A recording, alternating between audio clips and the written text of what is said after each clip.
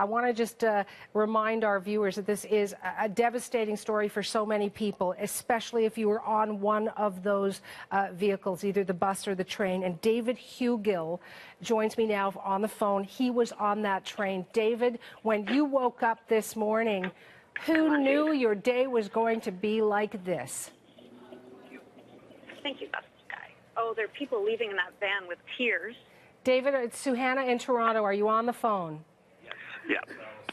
Can you tell me what's going through your heart right now, David?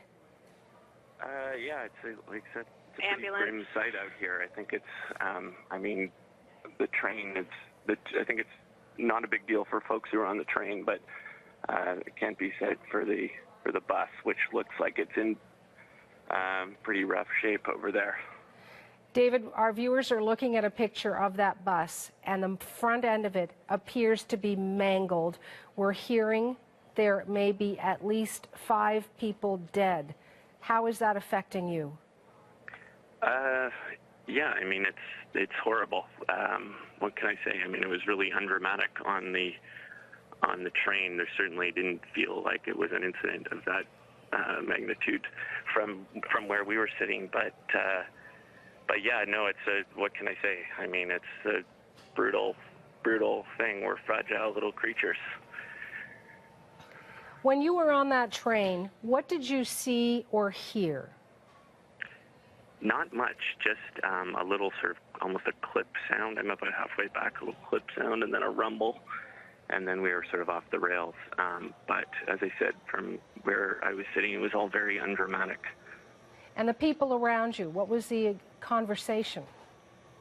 Yeah, then similar. I mean, it was people sort of, no one really had a sense of what was happening, and no, it didn't ever feel particularly threatening on here.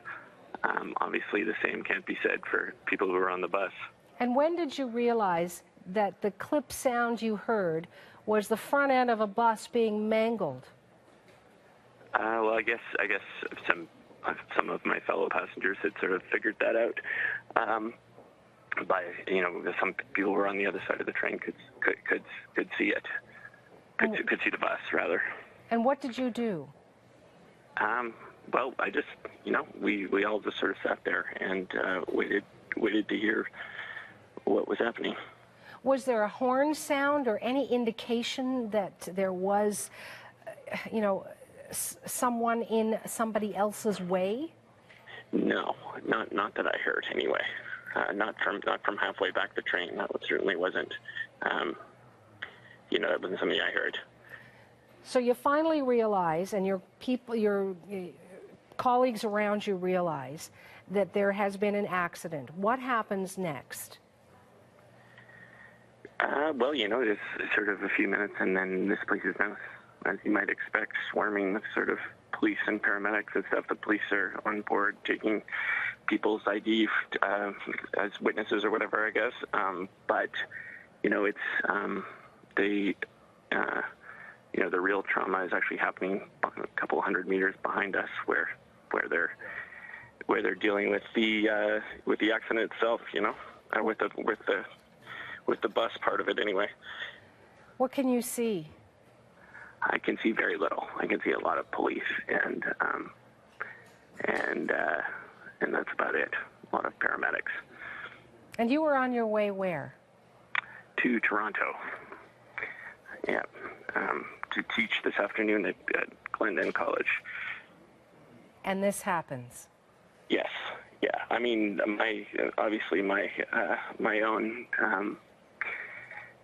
the derailment, pardon the pun, of my own schedule is relatively minor considering what's actually happening here. Not relatively minor, entirely minor.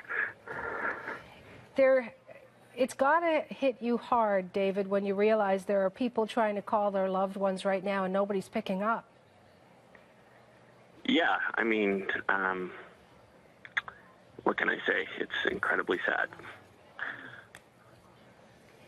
What's the next step as far as police or emergency personnel or train officials have told you?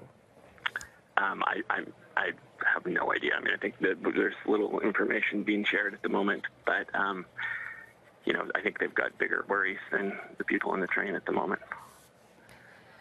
One more question for you, David.